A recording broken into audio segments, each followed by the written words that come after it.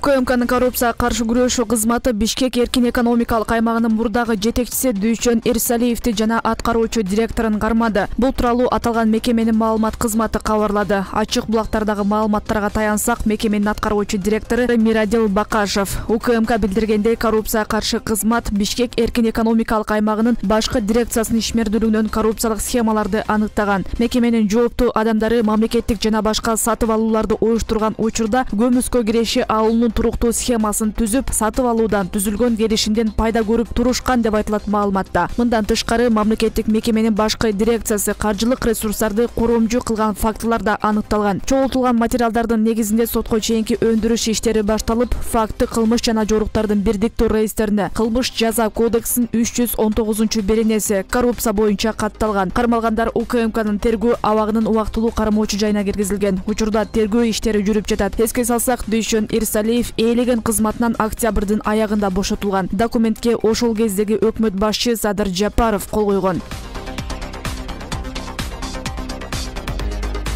Оштун Кара Суу районуна караштуу Сарай айыл өкмөтүнүн башчысы кызмат абалынан кыянат пайдаланган деген шек менен кармалды. Улуттук коопсуздук мамлекеттик комитетинин басма сөз кызматы кабарлагандай, 45 жаштагы жергиликтүү атка минер 6 январда кармалган. Ал Киров айылына 720 орунду мектептин курулушуна кеткен 24 миллион сомдон ашуун каражатты ашыкча көрсөткөнү айтылууда. Андан тышкары сапатсыз курулган мектепти пайдаланууга уруксат берген. Сарай айыл өкмөтү Кара Суу базарынын эсебинен Кыргызстандагы эң бай деп эсептелген 5 айыл өкмөттүн бири болуп саналат. Айыл өкмөттүн казынасы 100 миллион сомдон ашык болгонуна карабай, айылда таза суу, жол, электр, канализация, бала бакча, ФАП сыяктуу социалдык маселелер чечилбей келатканын журналисттер жазышкан. Айыл өкмөттүн башчысы Замир Тургунбаев УКМКнын маалыматында кармалган атка минердин аты жөнүн баш тамгалары ТЗЖ берилген. Ал Тургунбаевдин ысымына жана фамилиясына дал келүүдө.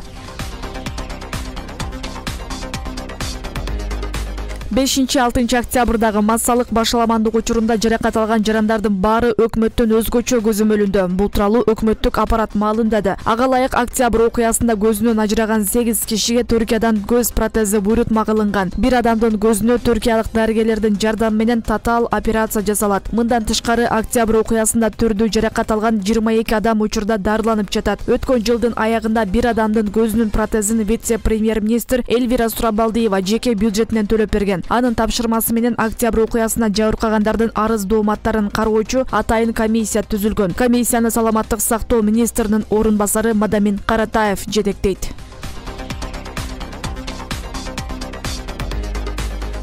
Боршайком жарыялаган маалыматка караганда, Кыргызстанда шайлоочулардын 20% Ош облусунда катталган. Экинчи орунда 19% менен Жалал-Абад облусу турат. Андан кийин Чүй 17%, Бишкек шаары 12%, Ысык-Көл облусунда 9%, Баткен облусу 8%, Нарын облусунда 6%, Ош шаарында 4%, Нарын облусунда 4% жана 28 чет өлкөдөгү шайлоочулар 1% түзөт. Шайлоочулардын такталган тизмеси 2 январда жарыяланды. Ага 2474 шайлоо участогунда катталган 3.563.574 адам кирди. 10 январда Кыргызстанда мөөнөтүнөн мурда президенттик шайлоо өтөт. 17 талапкер ат салышууда. Мындан тышкары ошол эле күнү мамлекеттик башкаруу формасын аныктоо боюнча референдум өтөт. Кыргызстандагы шайлоо участкаларынын 83% ден соолугуна мүмкүнчүлүгү чектелгендердин шартына карап пандустар менен жабдылды. Бул тууралуу БШКнын маалымат кызматы кабарлады. Ага ылайык 10 январда президенттик шайлоону жана референдумду өткөрүүнүн алкагында ден соолугуна мүмкүнчүлүгү чектелген шайлоочулардын керектүү картасы жаңыланып, шарттар түзүлүп жатат. 2017 жылдагы президенттик шайлоодо шайлоо участкаларынын 3/1 гана пандус орнотулган болчу. Өткөн жылдын февраль айында пандустар менен жабдылган шайлоо участкалары 43%, августта 65%, сентябрда 79%, ал эми декабрда 83,4%га жеткени белгиленди. Мындан тышкары 185 участкада пандуска муктаждык жок. Ал эми 215 шайлоо участогунда атайын жабдуу орнотула элек. Учурда добуш берүүчү жайда шарт түзүү жумуштары уланууда. Кыргызстан 2020 жылдын январынан октябрь айына чейин 388,3 тонна бал саткан. Бул тууралуу улуттук статистикалык комитет билдирди. Сатылган аселдин жалпы наркы 1,4 миллион доллардан ашкан. 2019 жылдын ушул эле мезгилинде 355 тоннадай бал 103,2 миллион сомго сатылган болчу. Кыргызстандан бал Кытайга жана Сауд Аравияга ири өлчөмдө ташылган. Жалпысынан Европа мамлекеттерине көбүрөөк жөнөтүлгөн.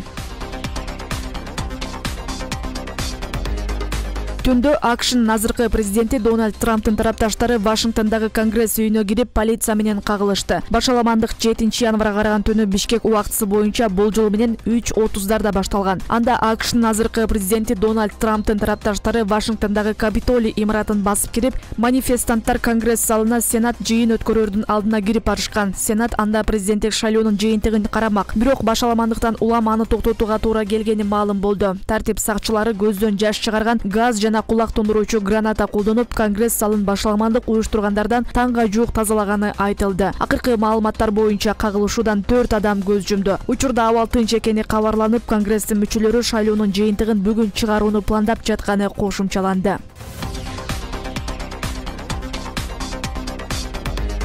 Вашингтондагы башаламандыктарга байланыштуу Кыргызстандын АКШдагы элчилиги ошол жактагы мекендештерге кайрылды. Билдирүү социалдык тармактарга жарыяланды. Бүгүн 7 январга караган түнү АКШ президенти Дональд Трамптын тарапташтары президенттик шайлоонун жыйынтыгын карай турган Сенаттын имаратына кирип барышкан. Митингчилер менен күч түзүмдөрүнүн кызматкерлери кагылышкан. Элчилик мекендештерди эл көп чогулган жерлерден алыс болуп, этият жүрүүнү суранды.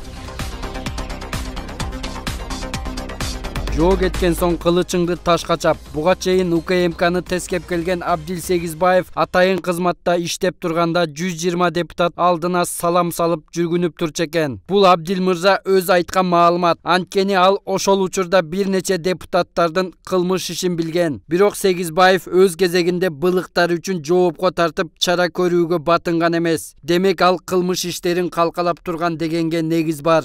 Бир 120-нын 80-и ким экенин билип турсаң, көбү ошол наркотрафикте аралашып жүрсө, контрабандада аралашып жүрсө, ошол жана ырыскысын, элдин ырыскысын жеген депутаттар отурса, жада калса, эми ыплас нерсе, ОПГ менен аралашып, мындай жаман нерселерге аралашкан адамдар турса, аларды мындай сый урмат менен мамиле кыла албайт экенсиң. Белизгейт деген жалган документти коомчулукка жарыялап, ал документи далилденбей калган. Жалган документ боюнча активисттер Сегизбаевке карата чара көрүүсүн өтүнүшүп, башкы прокуратурага арыз жазышкан. Бирок Сегизбаевке эч бир чара көрүлгөн эмес. Ошондой эле УКМКнын мурдагы орун басары Дүйшөнбек Чоткараев контрабандалык жүктү кармоого түздөн түз көзөмөл жүргүзгөн деп кармалган.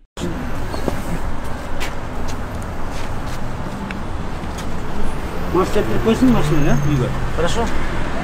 УКМКнын мурдагы орун басары Болот Сүйүнбаевке карата издөө жарыяланды. Атайын кызматтын маалыматына ылайык, ал алтын зер буюмдарынын аткезчилигине байланыштуу сотко чейинки териштирүүгө алынган иштин алкагында бир нече ирет суракка жана тергөөгө чакырылган. Бирок ал келген эмес. Бул иштин артында Абдил Сегизбаев да турушу мүмкүн деп божомолдонууда. Себеби Чоткараев менен Сүйүнбаев Сегизбаевке айтпай бул ишти кыла алмак эмес деген пикирлер айтылып келет. Мына сиз айтып аткан Сүйүнбай Чоткараевтар ошондой мүмкүнчүлүктү колунан чыгарбай, пайдасын көрүп байышкан адамдар да. Ошондойлор мүмкүнчүлүктөрдү пайдаланган, жеп жуткан. Ошону Абдил билбей калды деп айтсак болобу? Мен билбей калды дегенге эч ишенбейм. Эч бир жетекчи биринчи жетекчиге менен макулдашпай, ошо менен ошонун санкциясын албай иш кылбайт.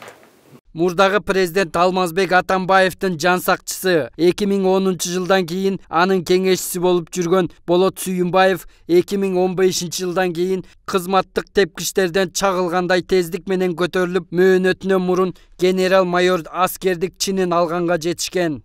УКМКда иштеп турган кезде Тоокен тармагын карап, ишкерлерди калкалап, мыйзамсыз иштер менен алек болгону боюнча маалыматтар чыкканы менен атайын кызмат ага эч кандай чара көргөн эмес. Болот Сүйүнбаев дене тарбия окуу жайын бүтпөй калып, дипломун 2012 жылы гана алганы боюнча маалымат чыккан.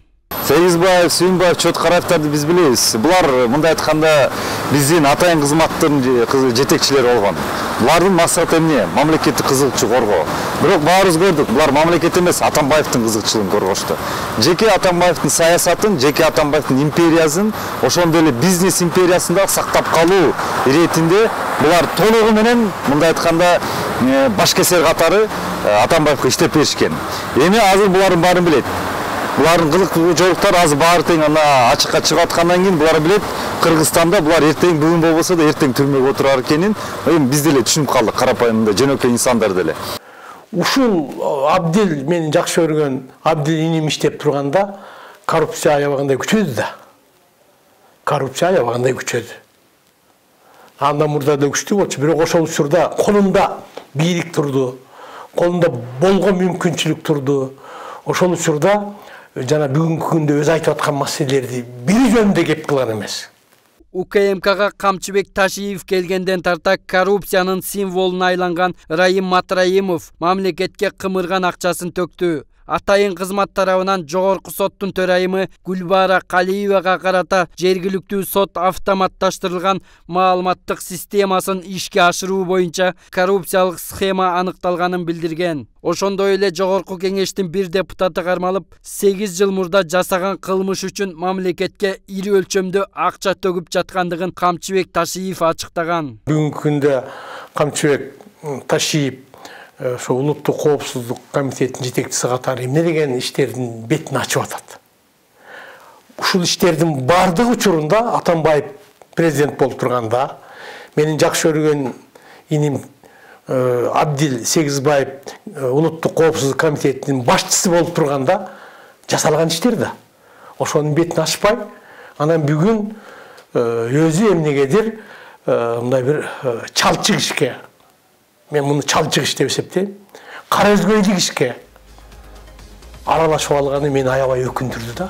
Камчыбек Ташиев мындан ары ар бир депутатты, министрди декларациясы боюнча текшерип, мыйзамсыз байыган болсо мамлекеттин эсебине кайтараарын билдирген.